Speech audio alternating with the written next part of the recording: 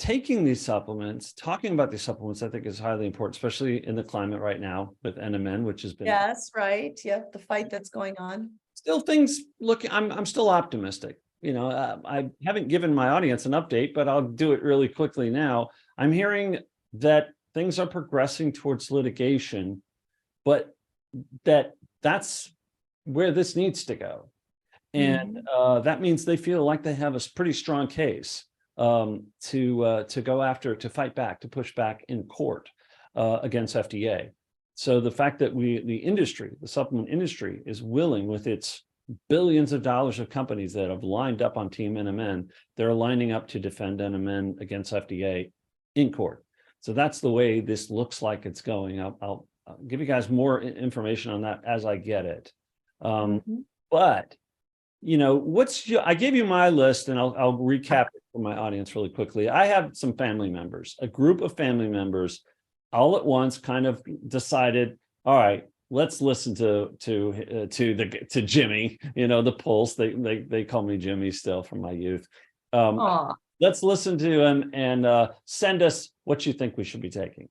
And these are two of these people are in their 80s, and one of them is an older sister of mine, so a sibling. So I mean, super important people in my life, right?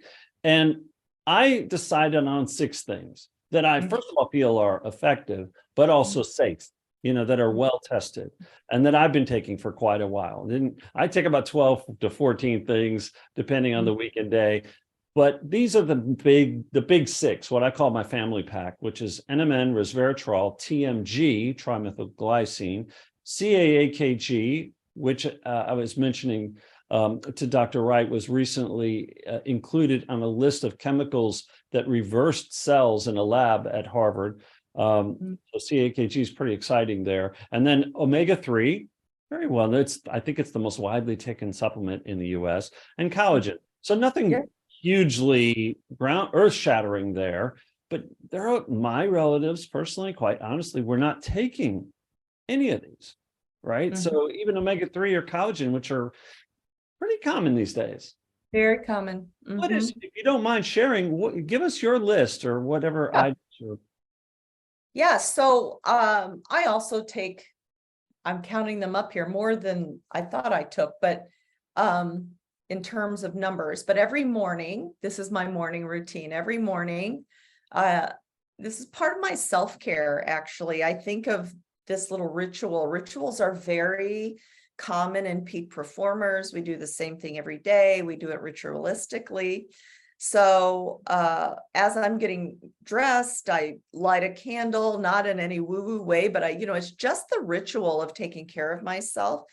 And with a half a coffee cup that looks like this, I put my NMN. It dissolves in water. I take a powder form, and so NMN about 500 milligrams, and then 5 grams of creatine, because I'm trying to build muscle, right? And there are great literature that women need creatine. And I don't cycle it. When it started in the 90s, we did on, off, but I just take 5 grams a day.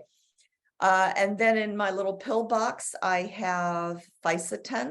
Fisetin is a supplement known to decrease the number of senescent cells circulating. Those are the zombie cells that are neither alive nor dead, but continue to pour out what turn out to be noxious cytokines and contribute to cancer. So I take Fisetin. There's great research behind that. I take a supplement that I formulated called Advanced Menopause Support. It has 3 categories. It has 20 micronutrients, because listen, I try to eat amazingly, lots of green leafy, lots of lean protein, but listen, I'm not perfect. So I just support my menopause with 20 micronutrients in Advanced Menopause Support. It has in the bottle 5 adaptogens, including ashwagandha and matcha and green tea, just to support this time of life for women when my hormones are going wacko. Well, actually my estrogen is gone, but it was, right? And then it has a proprietary rhubarb extract that actually sits inside the estrogen beta receptors to deal with some of the symptoms that we deal with. So I take that. And then the final thing is I do take higher dose vitamin D because, again, I told you my NAD story. I had 18 when I need about 60. My vitamin D was in the tank. So I take highish dose vitamin D, and that's what I take in the morning. The other thing I do in the morning, and we can talk about this as a separate subject, but I have chosen to take hormone replacement therapy for a variety of reasons, not just for all the symptoms that you hear about, the brain fog, the hot flashes, but for the permanent effects of not having enough estrogen, such as osteoporosis, loss of lean muscle mass, heart disease, the permanent things, because the easy symptoms will pass, but the permanent things you're left forever. So I do take estradiol transdermally, and because I still have my uterus, I take progesterone, and we can talk about that separately. And then at night, I go to sleep with magnesium and omega-3. Nice. And that's what I do. Oh, and then collagen. You mentioned collagen. I do take it. I'm not consistent. I just finished a box actually of fish-derived collagen from a company called Remon. It's just very much smaller molecular weight. I always worry about big bovine collagen, that it's so big. So anyway, so I do take collagen intermittently. I should be more consistent, but that's it. It sounds like a lot, but it's not 60 pills a day. No, but I also take creatine. I can get into, I can make a video about why I didn't include certain things in the family pack. I mean, part of it was just not wanting to overwhelm them. I think I know it's a lot. taking vitamin D, so that's pretty safe there.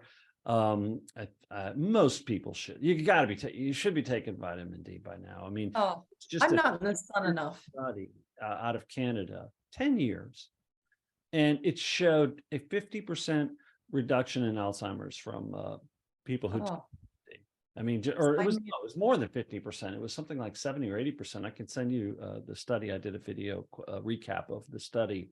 wow. Magnesium, I definitely take that. I take vitamin K as well, by the way. That's something that's supposedly like a big three: magnesium, D, and K. Also take, as I said, omega-3, you said. Physogen, I take that a couple times a week.